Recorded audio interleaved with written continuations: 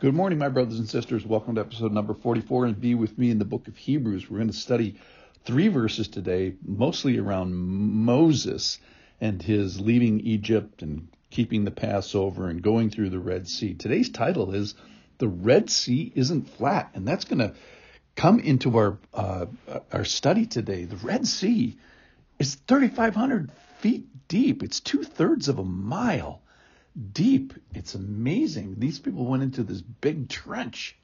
All right, so we're talking, the big picture here today, which we're going to illustrate with the Red Sea in a minute, is that we're talking about faith. We're in the Hall of Fame of Faith, Hebrews chapter 11, and faith has a thinking element. That is the way you think, the way you consider God. And then there's this unseen element, because there's this future that you don't see. You don't know how it's going to turn out. Abraham didn't see where he was going. So we have been meditating on faith, and 2 of the things is how we think about God and what's that unseen part. What can we see and what can't we see? Then there's this 3rd element, which is this time element, and it's how we consider God before. There's always a before we get all the information. So how we see him before we kind of fully see him. And it's how we think before we fully see. All right. And then the last thing is the difficulty element. So faith is applied best, or maybe even only, in trauma, in adversity. And we're going to see it here with battling this powerful Egyptian king and battling this destroyer of the firstborn. Maybe that's an angel. And then finally, just gravity and the depth of water of the Red Sea. Okay, so let's look at these 3 verses. The first one's going to be about leaving Egypt. The second one's going to be about the Passover. The third one's going to be about crossing the Red Sea. This is from Hebrews chapter 11. I'm going to start with verse 27. By faith he left Egypt, talking about Moses here. By faith Moses, left Egypt, not being afraid. So he's telling us how Moses is thinking, not being afraid of the anger of the king. That's the Pharaoh. For he endured as seeing him who was invisible.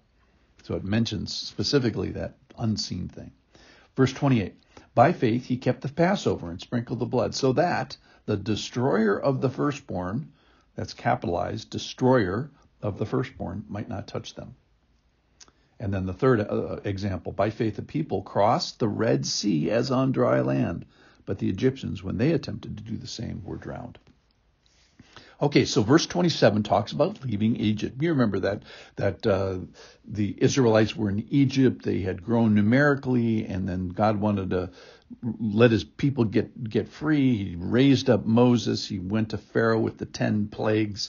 And Moses has the faith of seeing God as greater than and more powerful, and his allegiances to God more so than Pharaoh. So his thinking was not being afraid of him, and doing this unseen part. So seeing him who is invisible, who put the invisible before him almost as a visible thing. So it says there in verse 27, for he endured as seeing him who is invisible. So I love how it emphasizes our second point about faith. The first point is that it's the way we consider God. Secondly is there's always an unseen and a seen element. The third one is there's a time element. The fourth one is there's a difficulty element. And when he leaves Egypt here, it's as if the second element is being honored. It's seeing him who is invisible. And Moses has this visibility. He almost like sees God who is currently invisible. Of course, there's a time element that he has to do this before he knows how this is all going to turn out, and the difficulty. So let's think about this. This was done at great risk. This is, Pharaoh had the most A1 tanks in the world at that time, which were chariots. The greatest piece of military technology of its day, the force multiplier, the chariot. And the value element here, of course, that he values the presence and obedience in the people of God more so than Pharaoh and his riches and the pleasures of sin. Okay, verse 28. So he keeps the Passover. Not just the Passover, it's called the Lord's Passover. So Moses was sort of given the Passover. The Lord invented it, gave it to Moses. It started with him, and it's sprinkling blood with hyssop over the doorpost. So the thinking is that God commanded it, and I'm going to do it. So the promise is going to have an effect. It's the Lord's Passover. The Lord sees us, and the Lord is going to pass over, and is going to prevent the destroyer of the firstborn from coming down. So there's this time element. Of course, he has to be obedient with the hyssop before this happened to prevent the destroyer of the firstborn coming down. And the Passover is what you do with a lamb, but it's also what you do with blood, and it's also what you do with the destroyer of the firstborn. So the Lord will pass over and not allow the destroyer to enter. This is, truly, truly terrifying. So this faith that you have to keep the Passovers is the faith that the harm can be prevented by blood. And similarly, we today in 2023, or whenever you're listening to this, we have to have the exact same faith, or very similar at least, that we have to believe that the blood of Jesus that can prevent what should prevail against us. The destroyer, the penalty of sin can be averted and not allowed to enter into my life. How? By the blood of Jesus. So we admire and honor Moses for this faith in the power of the blood, in the ability of the blood, and we must have the same faith. So finally, the Red Sea. We got to get to that. The Red Sea is 3,500 feet deep, and every single person that crossed the Red Sea had to vote with their feet. That is, they had to go down into this huge trench, this 3,500-foot trench. So how long, if the water came over the top of you, how easily could you get to the top?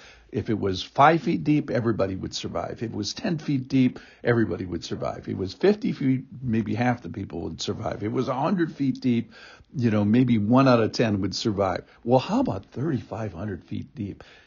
It's deep, and every person had to vote with his feet and ask the question, hey, is this deep enough to drown? The answer for every person was yes.